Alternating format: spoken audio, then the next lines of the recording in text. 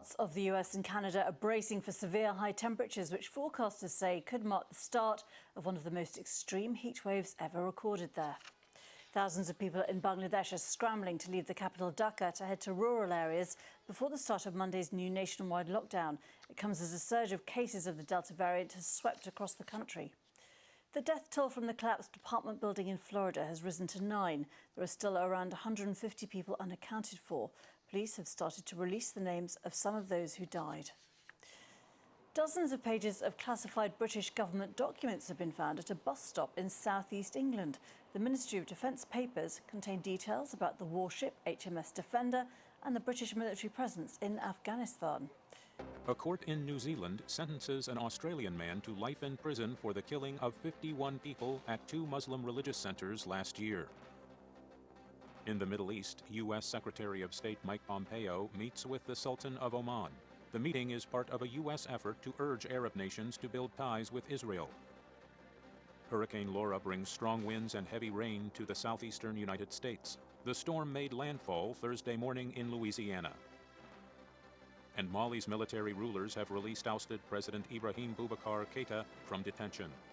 The Japanese capital is facing a resurgence in coronavirus cases 1 week after the state of emergency was lifted. 9 prefectures, including Tokyo, have shifted to focused restrictions. Foot traffic in Tokyo's Shibuya district increased by 51% during the daytime on Saturday from the week before. More people were out and about at night in other parts of the capital.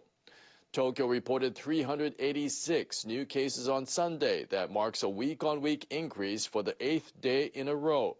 The 7-day average through Sunday was over 470, about 23% higher than the week before. The president of the Tokyo Medical Association is concerned about the situation.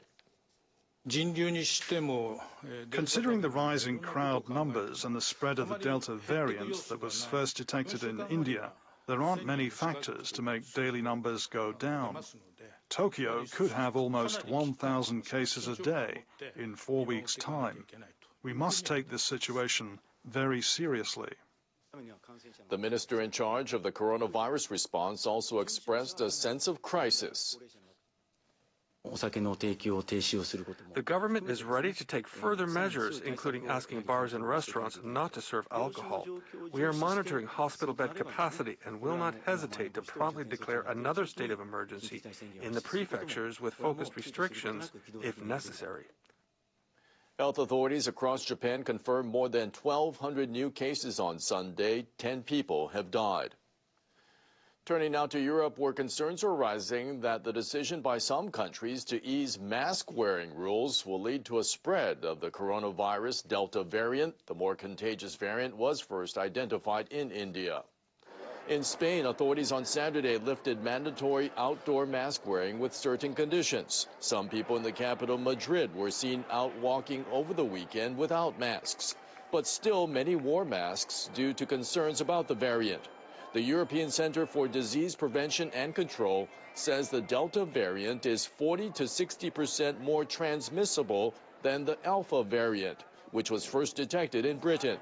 The director of the center says the Delta variant will represent 90% of all new cases in the EU by the end of August. Unfortunately, preliminary data shows that it can infect also individuals that have received only 1 dose of the currently available vaccines. The director also stressed the need to progress with the vaccine rollout at a very fast pace, particularly for younger people. Athletes from countries where the Delta variant is spreading are to be tested daily before they travel to Tokyo for the Olympic Games. Participants from India, Nepal, Pakistan, Maldives, Sri Lanka, and Afghanistan will be required to take the daily tests for 1 week. Athletes from Egypt, Vietnam, Malaysia, Britain, and Bangladesh will have to be tested daily for 3 days before leaving for Japan. After arriving in Japan, team members must not come into contact with others for 3 days. The measure will take effect on July 1st. The Japanese government and the organizing committee have already asked all foreign teams to have athletes tested twice within 4 days before departure and every day in principle after arriving in Japan.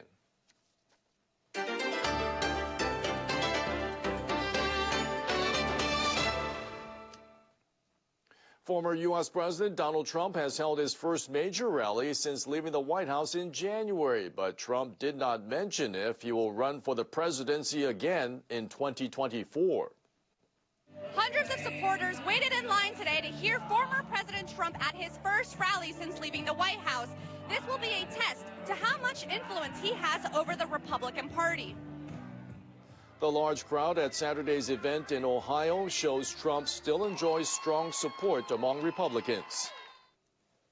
The 2020 presidential election was rigged. We won the election in a landslide. We will never, ever surrender. Our fight has only just begun. The rally was held to support a former White House aide, Max Miller. He is challenging Anthony Gonzalez, a House Republican from Ohio.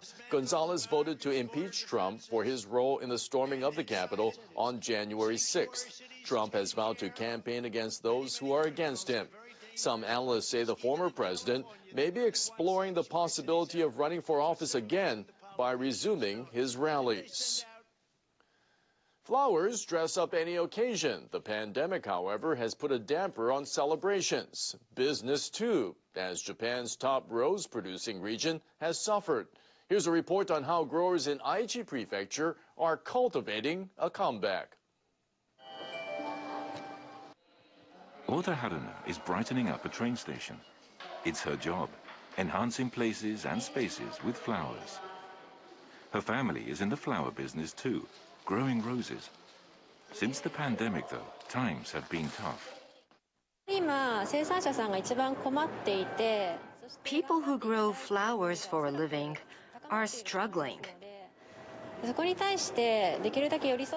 I've been thinking about what I can do to help them regain momentum. Many events have been cancelled over the past year and a half. As a result, the demand for flowers and their prices have dropped. A white rose, popular in weddings, used to sell for a few dollars. At one point, it had fallen to just a few cents. Prices have rebounded somewhat since then. Even so, white roses still sell for 20% less than they did before the pandemic.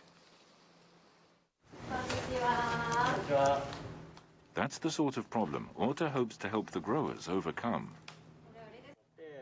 One idea is adding something special to the white roses. You dyed them, right? White is nice, but blue looks like something new. People have to know about it to buy it. So, Ota and the producer uploaded images to social media. I'll teach you how to draw attention online. I want to create long-lasting bouquets that make everybody happy.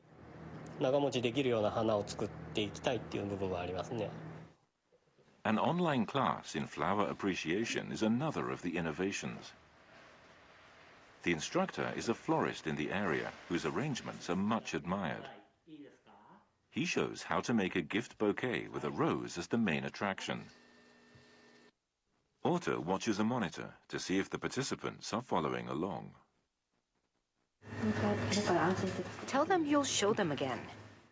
You don't have to rush. We'll go over each step one by one. In the end, everyone has a bouquet to be proud of. It was hard, but lots of fun. I hope to hear more from the producers and find ways for them to demonstrate how nice flowers can be. All with the goal of growing their business. Those were the stories for this hour.